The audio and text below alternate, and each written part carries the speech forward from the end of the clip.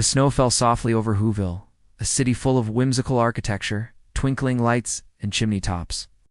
It was Christmas Eve, and in the center of it all stood Mount Crumpet, an extinct volcano that now housed an amusement park, the tallest structure in town, and a clear view of every house in Whoville. It had been many years since Cindy Lou, who was just a little girl looking for her missing teddy bear.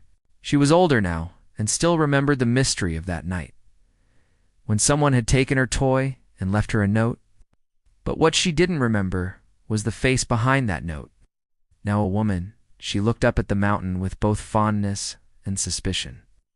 But atop Mount Crumpet sat a peculiar sight, a shack made from old tires, discarded television sets, and other bits of refuse. And inside, a man tinkered in his workshop. This was the Grinch, a genius inventor and recluse who hadn't spoken to another person in years. His closest companion was a robot vacuum cleaner named Max. You see, the Grinch used to be well-liked by everyone in Whoville. In fact, he used to run the Who's annual Christmas celebration until he was fired 23 years ago after inventing a machine that replaced Santa Claus. Since then, he'd created many other inventions, but kept them all to himself, hiding away in his shack and resenting the Who's for their consumerism and shallow traditions. He watched them from afar through a network of hidden cameras he had placed throughout the city, especially Cindy Lou, who he'd had a crush on for many years. One day he spotted Cindy Lou talking to her friend Brutus about the upcoming Christmas celebration, and listened in through his microphone as they complained about how commercialized the holiday had become. As Cindy Lou spoke of how she wished there was still some magic in Christmas, the Grinch felt a pang of sadness. All those years ago, he'd tried to bring magic back to Christmas by replacing Santa with a machine, only to be misunderstood and ostracized by the Who's. Now, watching them from afar, he realized that maybe it wasn't their fault. Maybe it was his. Maybe the reason they no longer believed in Christmas magic was because deep down, they knew they didn't deserve it. After all, what did Christmas mean to them? Was it about spending time with loved ones? Or receiving the latest gizmos and gadgets? The Grinch decided to make them an offer.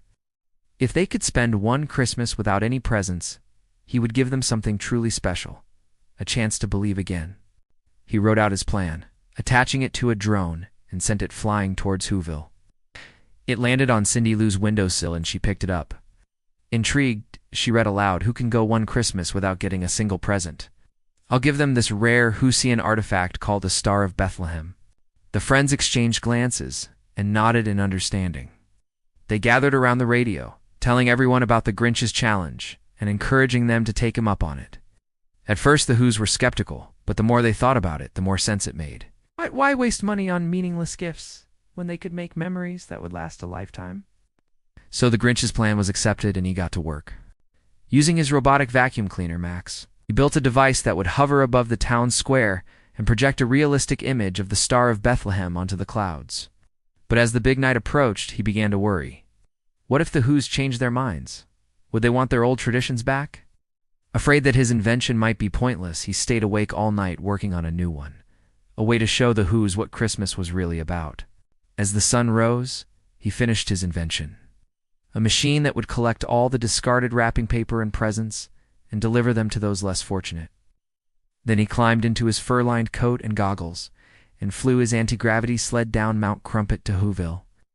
Meanwhile, the townspeople had gathered together in the town square, preparing to celebrate their Grinchless Christmas. They exchanged hugs and handmade cards, played games, and told stories. For the first time in a long time, they actually enjoyed each other's company. And when Cindy Lou took to the stage to address the crowd, she felt a renewed sense of hope for the future.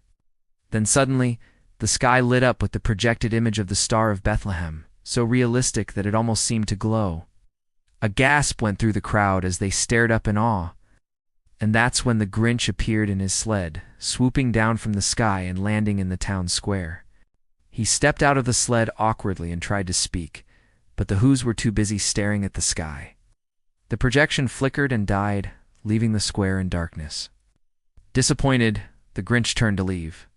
But then Cindy Lou stepped forward. "Mr. Grinch," she said, "you have something to say, don't you?" He nodded and took a deep breath. "I want to tell you why I did what I did all those years ago." And so the Grinch explained how he'd tried to replace Santa with a machine, only to be misunderstood and rejected by the Whos. He showed them how his Christmas machine had collected thousands of presents and pieces of wrapping paper and delivered them to those who needed them most. But the Whos weren't angry. In fact, they were sympathetic. They understood why he'd done what he'd done. They'd all felt the same way at one time, the desire to be accepted and understood. And Cindy Lou, remembering the mystery of her missing teddy bear all those years ago, knew that the Grinch wasn't a monster, just a lonely inventor who needed a friend. The Grinch was so moved by their kindness that he shed a single tear, the first one he'd let fall in years. And in that moment, the Whos realized that they had been wrong. The Grinch wasn't a monster. He was one of them, a who just needed a little bit of love and acceptance.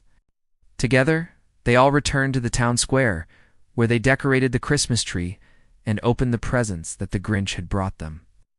It wasn't the same as the Christmases of their youth, but it was better. They had each other, they had friendship, and most importantly, they had hope for the future. As the night wore on, the Grinch found himself laughing and playing with the Whos. He even danced with Cindy Lou under the mistletoe. And for the first time in a long time, he felt like he belonged. That Christmas Eve, the Grinch learned that it did and need mountains of presents or extravagant decorations to make a holiday special. All it needed was the love and acceptance of good friends. And as the snow fell softly over Whoville, the Grinch knew that he was finally home. So I hope you enjoyed this modern reinterpretation of how the Grinch stole Christmas. I wanted to explore the themes of emotional healing, community acceptance, and the true meaning of Christmas beyond materialism. Let me know what you think in the comments below. If you're interested in seeing more animated shorts, please consider following for more updates. Thanks for watching, and happy holidays.